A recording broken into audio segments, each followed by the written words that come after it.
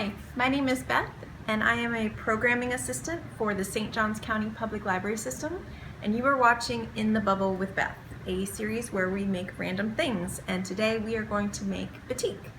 Batik is a centuries-old method of decorating cloth using wax and dye. It originated in Indonesia, and it's said that the word batik likely comes from the word ambatik, which translated means cloth with little dots. So we are going to get started.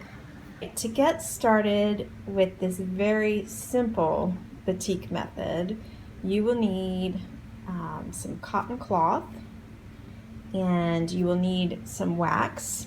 Now this is I think this is beeswax that actually looks like I've maybe melted it and it's reformed itself, re-solidified, but any kind of wax. You can buy wax, paraffin wax, or any other kind of wax online or at any craft store.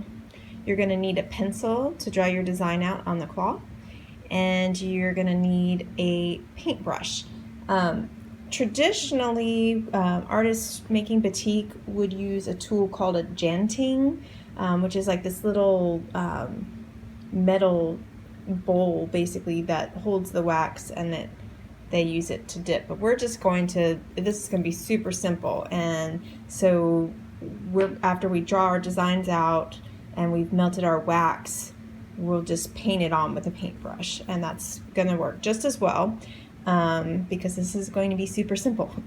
We're also going to need a dye kit, like something you'd get from the grocery store or online or a craft store. I have some indigo dye that I've already put together in a bucket. So you would also need a bucket and some rubber gloves for the dye part. And to melt your wax, I've got this little it's a little self-contained heating tool that will melt it, but you can also melt the wax using a double boiler on your stove, or 2 pots. I don't have a double boiler. That's when I double boil, I just use 1 big pot and 1 smaller pot inside. Okay, so let us get started. I just wanted to show you, this is the little stove that I'm melting the wax on. But again, you could do this very easily on top of your kitchen stove in a double boiler. Okay, so I've drawn out my very basic design, and I've melted the wax on my little stove, and I'm just going to dip my little paintbrush into the wax and just kind of go along. So basically what's going to happen is everywhere that I'm putting this wax, oops, that's okay. Everywhere that I'm putting this wax, the dye is not going to stick to it. So it'll be, when I dye this, it's going to be blue, but everywhere where the wax is will stay white or whitish. But I've seen all kinds of different ways of batik artists making their pieces, and you can experiment with different kinds of cloth.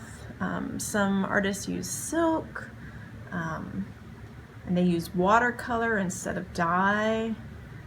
There's all kinds of different methods, so I'm just gonna go along like this, and I'll just keep on drawing my design out. Okay, so I finished putting the wax on. I partway through switched to a tinier brush. You can see quite a difference between the thick and the thin. It's all fine. I'm just going to let this set for a second before I go ahead and put it in the dye. And while I'm letting it set, I thought I'd mention that if you're interested in some more advanced batik methods, the St. Johns County Public Library System has a number of books in the system that you can check out about batik. So if you need help with that, just ask someone at your local library and they'd be happy to help. So this is now probably dry enough that I can go ahead and put it in my dye. I already have my dye together in a bucket, but at this point you'd want to follow the instructions of your dye kit, and I'll meet you back in just a second. Okay, I've made my bucket of dye and I've got my gloves on, and I'm just going to go ahead and plunk my cloth into the bucket. I'm excited for what it's going to do. It looks green because this is a shibori dye, so it's it'll look green going in, but when it comes out it'll dry blue. But right now it looks pretty neat. It looks green and the wax is all brown. But I'm going to go ahead and put this in here, and I'm going to let it set for about 20 minutes or so, and then we'll take it out and we will boil the wax off, and then I'll have this beautiful cloth that I can use as wrapping paper or to make a book cover, or just to have as pretty cloth. So stay tuned. Okay, so it's been about 30 minutes. I'm going to go ahead and pull this out. It looks fluorescent green, but indigo dye should turn blue when it dries. So I'm just going to pull this out and lay it out here for a moment. Get it over the grass so it doesn't stain my driveway. And it looks neat, even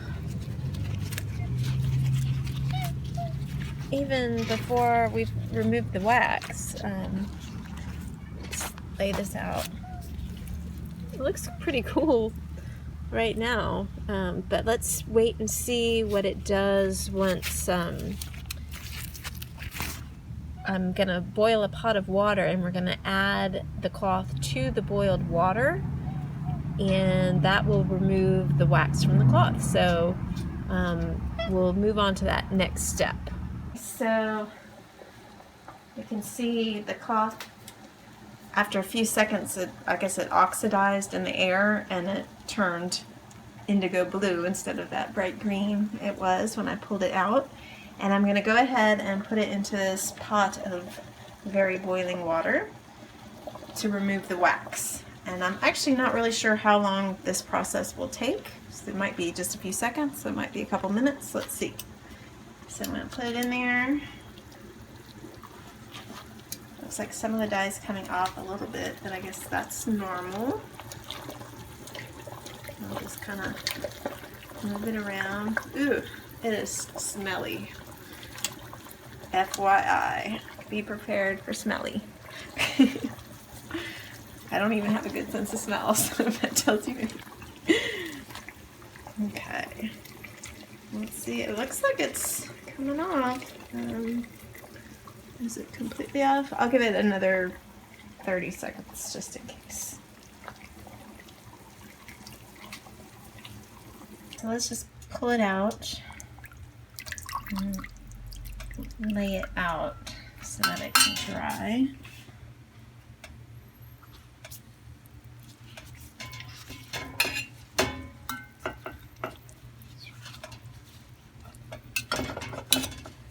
Okay, so we'll let this dry. This looks really cool, but I'm curious how deep the dye, because the dye might have gotten to the underside.